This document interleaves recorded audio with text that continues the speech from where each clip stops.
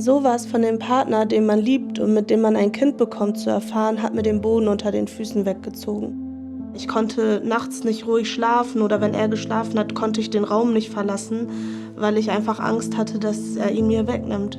Ich wusste damals, ab jetzt bin ich auf mich allein gestellt. Ich bin Chelsea, ich bin 26 Jahre alt, Altenpflegerin und alleinerziehende Mama. Ich habe mich während der Schwangerschaft schon von meinem Ex-Partner getrennt, da ich herausgefunden habe, dass er mich betrogen hat und ein Doppelleben geführt hat. Und 4 Tage vor der Geburt von meinem Sohn habe ich es dann endgültig beendet. Ich habe mich in dem Moment mega allein gefühlt. Ich war auch erleichtert, dass dieses Kapitel jetzt vorbei ist und ich ein neues anfangen kann. Die größte Herausforderung war für mich, dass ich 24/7 für jemand anders zuständig bin. Den Spagat zwischen Haushalt, Beruf und Mama sein fällt mir an manchen Tagen doch etwas schwieriger, aber ich setze halt Prioritäten. Ich gehe morgens zur Arbeit, mein Kind ist in der Krippe und wenn ich dann mittags den Haushalt nicht schaffe, dann ist es halt auch okay. Dann bin ich erstmal für meinen Sohn da, wenn er mich braucht. Nach der Trennung haben mich die Gefühle von Angst und auch Alleinsein begleitet. Die Beziehung war damit nicht zu Ende, weil er es nicht akzeptieren wollte, sondern er ist uns hinterhergefahren oder stand nachts, abends vorm Fenster.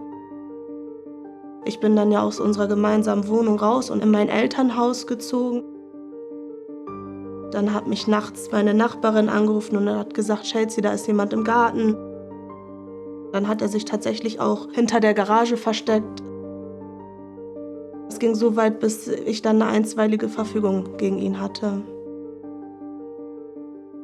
Ich konnte nachts nicht ruhig schlafen oder wenn er geschlafen hat, konnte ich den Raum nicht verlassen, weil ich einfach Angst hatte, dass er ihn mir wegnimmt.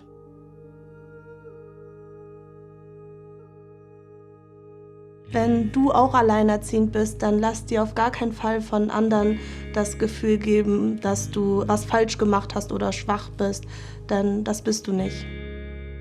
Dass ich mein Kind alleine großziehen werde, hat mich irgendwo ehrlich gesagt auch immer ein bisschen mit Stolz erfüllt, weil ich einfach weiß, dass wir das hinkriegen und ich war da immer zuversichtlich.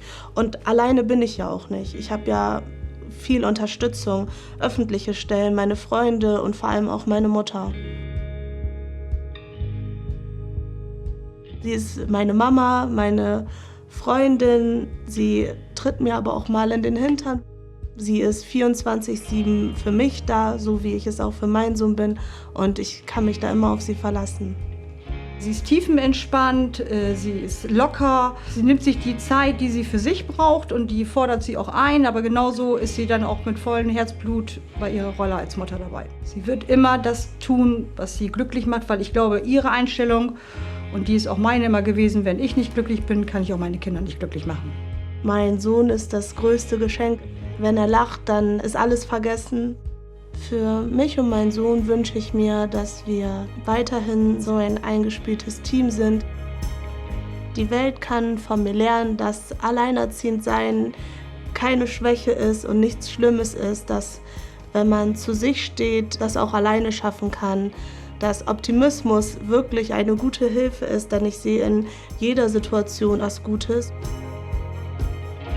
Die beste Entscheidung in meinem Leben war ganz klar mein Sohn.